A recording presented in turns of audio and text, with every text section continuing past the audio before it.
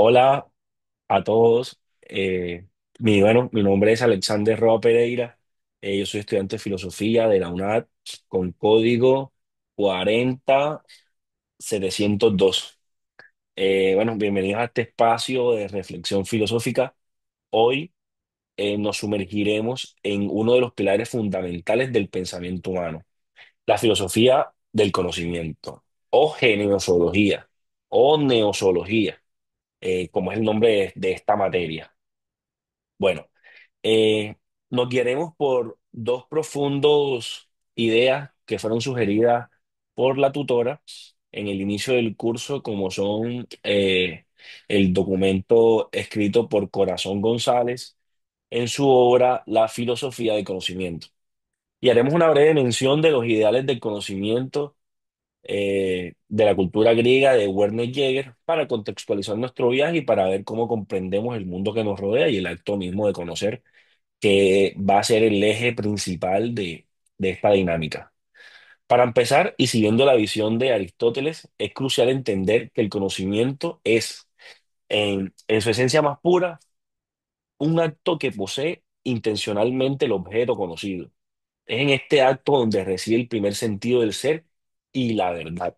Esa búsqueda constante es un sentido derivado del acto primario.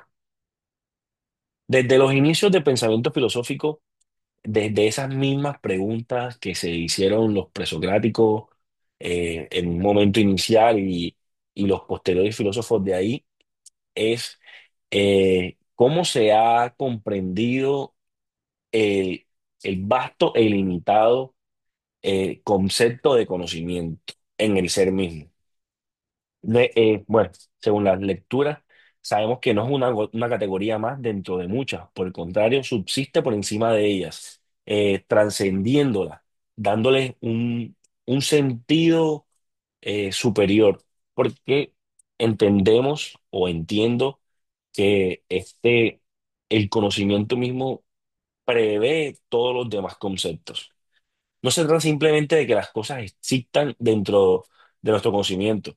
La verdadera grandeza de esta idea radica en comprender que el conocimiento, pues, es todas las cosas. Comprender es básicamente la tarea inicial. Es una afirmación profunda que nos invita a reflexionar sobre la íntima conexión entre lo que es y nuestra capacidad de aprenderlo. Y hasta cómo somos y cómo somos para comprender aquello. Bueno, en la segunda sección o en el segundo bloque de esta dinámica, podríamos denominarla como el planteamiento general y la crítica. Antes incluso de que podamos definir qué es conocer, ya nos encontramos inmersos en el acto de conocer. Así dice Corazón González.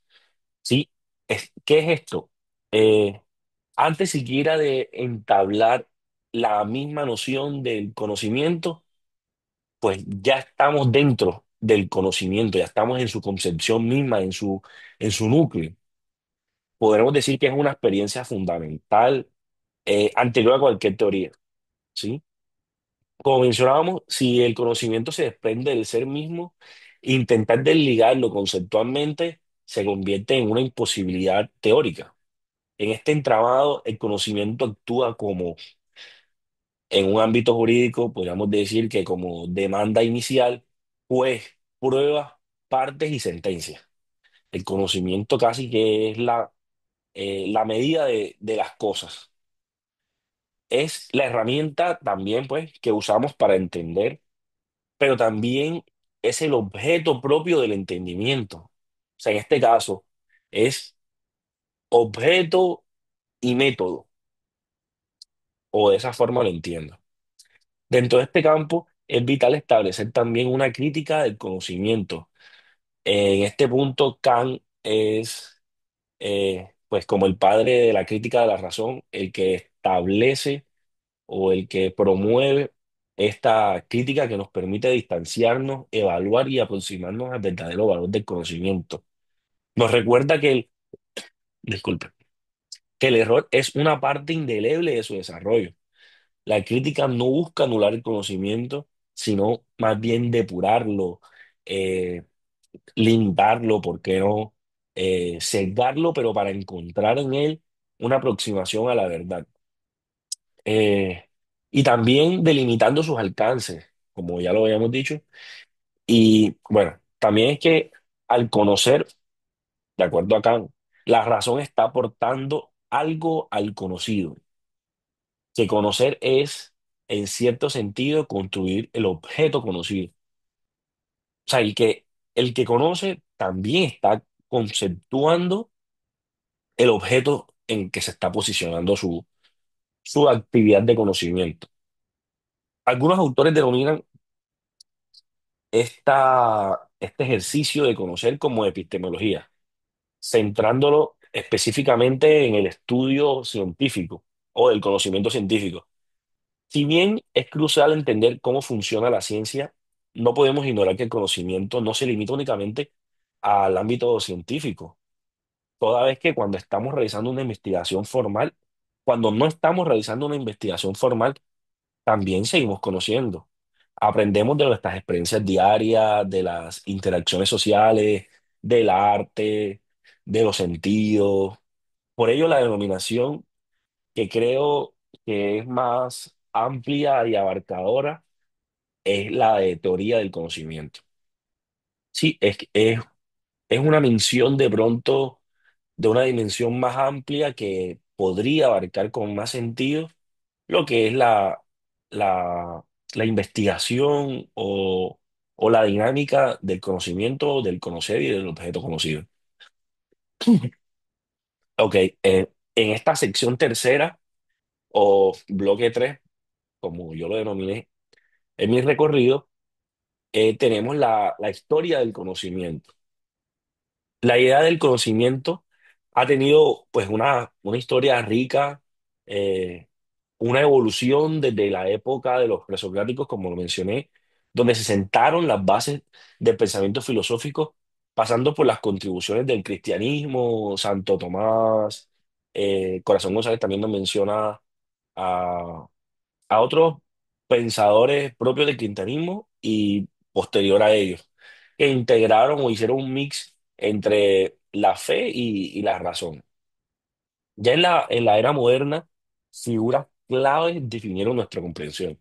Descartes, considerado el padre de la filosofía moderna, desafió lo que se denominó como el nominalismo, que era la simple referencia o la adquisición conceptual de los objetos y propuso la duda radical como un punto de partida.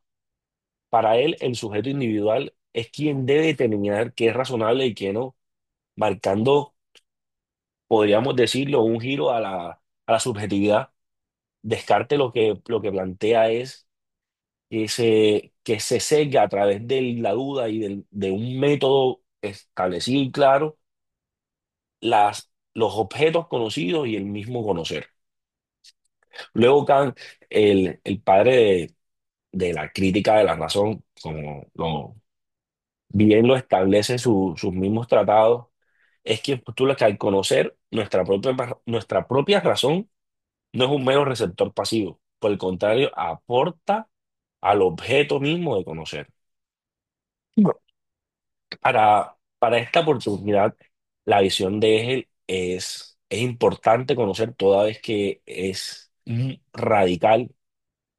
Él propone que debemos partir de cero, ¿sí? O sea, no prevé como Kant una crítica o como Descartes una cierta duda, sino que plantea más bien que sin ningún conocimiento previo, ya sea sensible o intelectual, eh, uno se puede plantear estas ciertas preguntas que me parecen muy interesantes y muy chéveres desde el análisis, y son ¿qué pensamos cuando pensamos? ¿Cuál es el mínimo pensable? Me parecen preguntas determinantes, pues desde la propuesta misma del inicio de la actividad de pensar. Y responde que en el inicio, pues no hay inteligencia, que no se piensa ni en el objeto ni en lo pensado. también plantea que pensar es como encender la luz, iluminar con el intelecto el objeto que se va a pensar. Entonces, es eso de no hay nada, entonces planteamos desde cero la actividad de pensar. Para él la crítica, pues no es necesaria, pues si partimos de la nada, no hay nada que criticar. Sin embargo, Corazón González manifiesta un error en la tesis de Hegel, disculpe, argumentando que para el ser humano no existe ese espacio intermedio, es que sí, es un poco complejo estar en un estado de 0% pensante. Entiendo y comparto la posición de Corazón González en ese entendido, toda vez que sí, que cuando se piensa, pues ya se ha pensado. Pensar no es nunca una actividad que se parte desde un kilómetro cero. Siempre, desde que se propone la actividad de pensar, ya se está pensando en esa actividad. También la lectura propone un punto de partida como lo es el lenguaje. Entonces, esa pregunta que todos nos hemos hecho tal vez alguna vez en la vida es ¿qué es primero, si el pensamiento o el lenguaje? Bueno, también lo trata la lectura y me parece un punto de partida interesante. Pero ya volviendo a Hegel, es esta de que nunca estamos en 0% de pensamiento. Siempre que pensamos siquiera en la noción del objeto, ya estamos pensando en esa noción y tal vez hasta circunscribiéndola en ciertos conceptos. En este trasegar nos encontramos a Nietzsche, quien tomando el cristianismo el control de la inteligencia y la razón lo modula y lo conceptúa o lo define como un voluntarismo. Para él, pues su marco o esta teoría súper conocida de Nietzsche, que es el superhombre, es que él se crea a sí mismo y al hacerlo determina qué objetos son susceptibles de su conocimiento. Eh, Pone un símil con el artista, que es que el artista crea a partir de su inventiva y de su voluntad. Asimismo, el superhombre pues determina los objetos conocibles por su propia voluntad, algo así como un voluntarismo.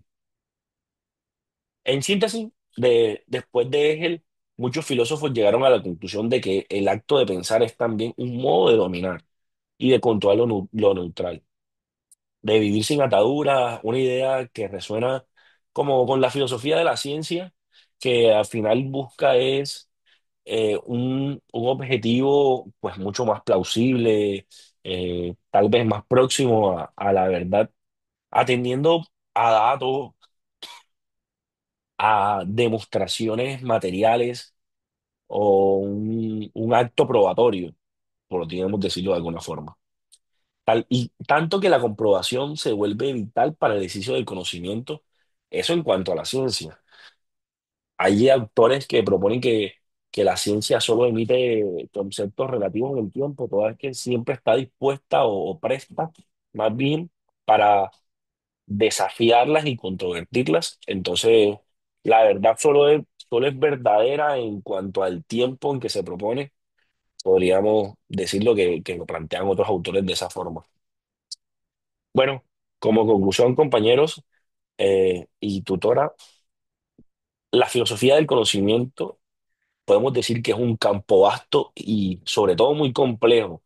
Esto de que cuando el ser mismo ya está pensando, cuando se plantea la idea de pensar, es un poco complejo y la lectura misma, inicial, introductoria, es compleja, pero nos invita a reflexionar sobre la naturaleza misma de nuestra capacidad de entender y considero que ahí está lo chévere de esta materia y que esperamos nos ayuda a desenvolver todas estas dudas y este entramado.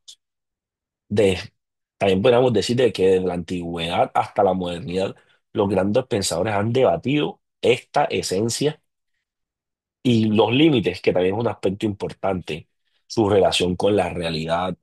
¿Qué de lo que pensamos es veraz o es real?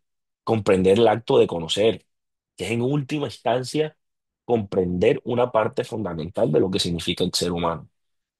Comprender tal vez o entender lo que se está conociendo, los objetos, cómo es este método de conocer es tal vez uno de los factores fundamentales del ser humano. Así que con eso planteo mi discusión o mi participación acerca de este tema de la neozoología y espero adentrarme a través de las otras lecturas sobre este tema que me parece, aparte de muy chévere, fundamental para el entendido de nuestra carrera de filosofía.